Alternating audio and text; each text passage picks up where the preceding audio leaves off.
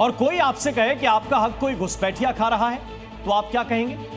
यही ना कि सरकार उस पर कार्रवाई करे और उसे अपने देश फिर से भेज दे। लेकिन समाजवादी पार्टी के पूर्व सांसद और अखिलेश के नेता हैं एसटी हसन, जो आजकल विवादों की नई फेहरिस्त तैयार कर रहे हैं। अब उनका घुसपैठिया प्रेम सामने आया है, जिस पर हंगामा छिड़ गया है।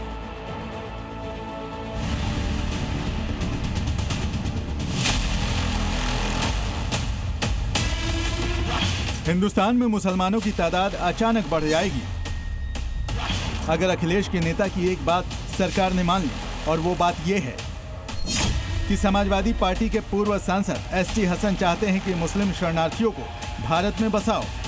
अगर भारत सरकार चाहे तो उनको नेशनलिटी दे सकती है, इंसानियत के आधार पर उनको नेशनलिटी मिल सकती है।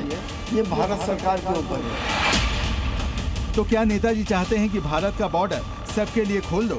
अगर ऐसा हुआ तो बांग्लादेशी रोहिंग्या मुस्लिम तो ताक में बैठे ही हैं, जो भारत में घुसने में देर भी नहीं लगाएंगे। जाएंगे तो भारतीय कहां जाएंगे?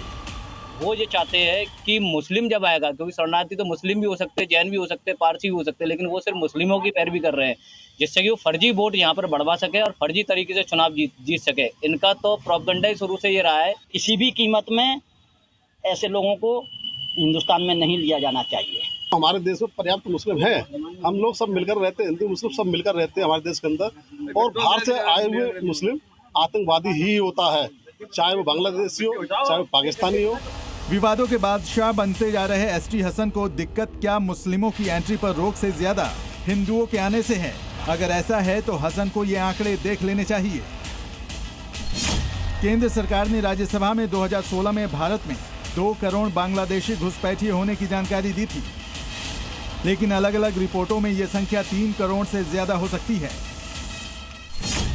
संयुक्त राष्ट्र का कहना है कि लगभग 40,000 रोहिंग्या म्यांमार से भारत भाग आए हैं। यह आंकड़ा भी तब का है, इसके बाद तो 9 साल बीत चुके हैं, फिर भी गिनती के प्रताड़ित गैर मुस्लिमों को नागरिकता दी जा रही है, तो संसद के बनाए कानून पर सवाल उठाए जा रहे हैं। जैसे कि सीए आया तो भारत सरकार ने उसमें एक धार्मिक एंगल लिया है और उन्होंने कहा कि कोई भी गैर मुस्लिम किसी भी देश से प्रताड़ित होकर हमारे यहाँ आएगा तो हम उसे नागरिकता देंगे, लेकिन मुसलमान को नहीं देंगे।